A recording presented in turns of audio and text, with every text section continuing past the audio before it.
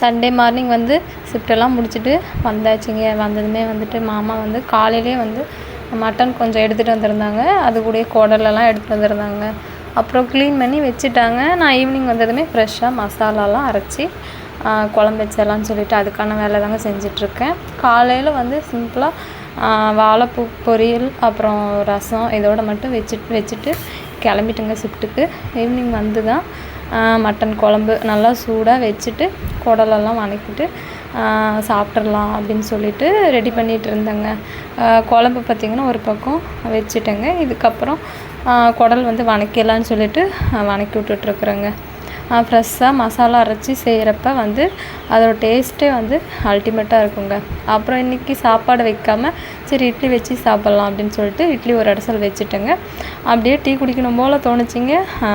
அந்த இட்லி வேகிற கேப்பில் டீ வச்சு குடித்தாச்சுங்க. அப்புறம் கொஞ்ச நேரத்துலேயே பார்த்திங்கன்னா இட்லி வந்து வெந்துருச்சுங்க.